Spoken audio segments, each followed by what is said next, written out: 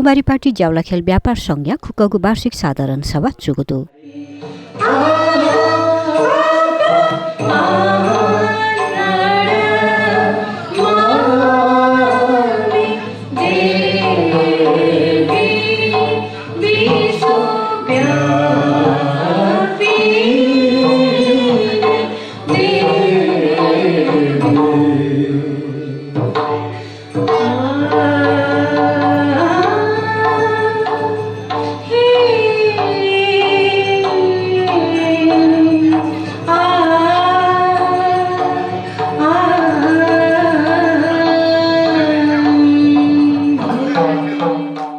संघ अध्यक्ष पुष्परत्न साके सभा नयसुई जुगु च्याचोले येल महानगरपालिका प्रमुख चिरीबाबु महर्जन, ललितपुर उद्योग वाणिज्य संघ वरिष्ठ उपाध्यक्ष Susan Maharjan, Lalitpur chamber of commerce उपाध्यक्ष निरु थापा, कुमारी पार्टी युवा क्लब अध्यक्ष केशव खड्गी, नेपाल उपभोक्ता संघ अध्यक्ष प्रेमलाल महर्जन लगायत संघ पिन्तुना देशरादी गुखा।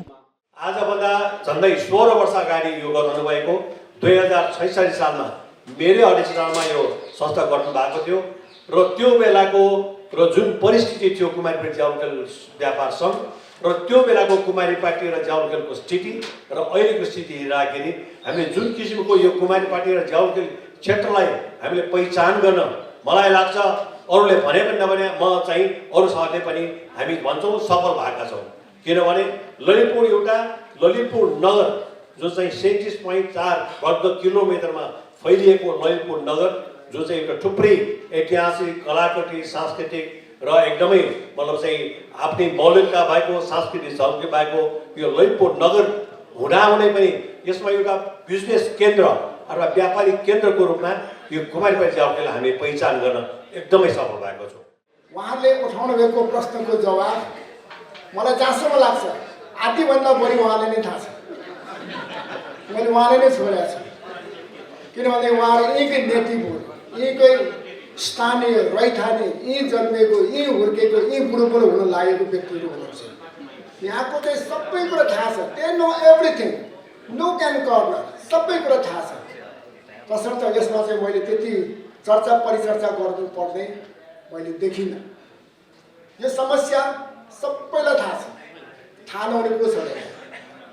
तरै पनि महानगरपालिकाबाट गर्नुपर्ने कुराहरूमा हामीले गर्दै आइरहेका छौँ, गर्छौँ पनि। यो अर्थमा कि हामी आर्थिक मन्दीलाई चाहिँ हामीले चाहिँ त्यसलाई चाहिँ घटाउन सकिन्छ। तर त्यो आर्थिक मन्दीलाई घटाउनुको लागि चाहिँ ललितपुरमा भएका सबै व्यवसायहरू एकजुट हुनुपर्छ। एकजुट भएको अवस्थामा चाहिँ हामीले चाहिँ आर्थिक मन्दीलाई हामीले चाहिँ चपेटामा चाहिँ हामीले चाहिँ चिर्नु पनि सकिन्छ र यही आर्थिक मन्दीलाई चाहिँ चिर्ने सन्दर्भमा हामीले हिजो मात्रै म एउटा चाहिँ निर्माण व्यवसायी पनि भएको नाताले चाहिँ हामीले विगतमा हिजो हामीले चाहिँ अर्थमन्त्रीसँग पनि गएर एउटा चाहिँ यो यसै सम्बन्धमा हामीले चाहिँ एउटा अन्तर्क्रिया पनि गरेका थियौँ।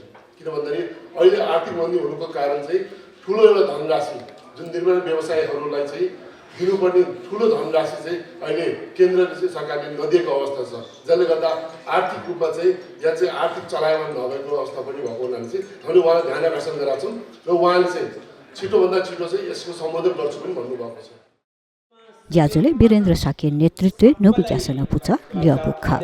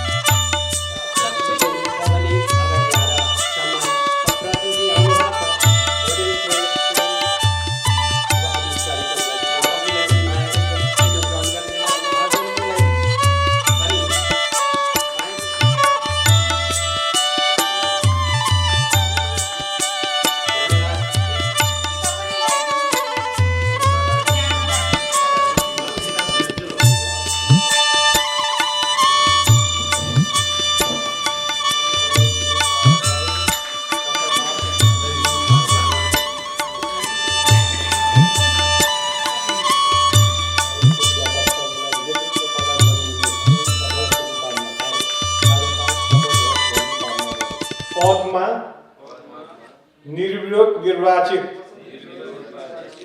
म आफ्नो नाम पढ्नु होला।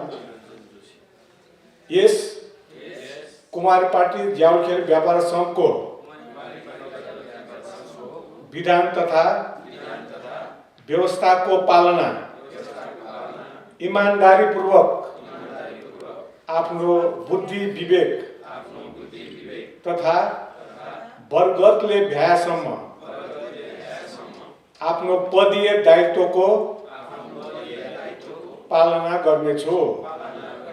सत्य हार्दिक शुभकामना।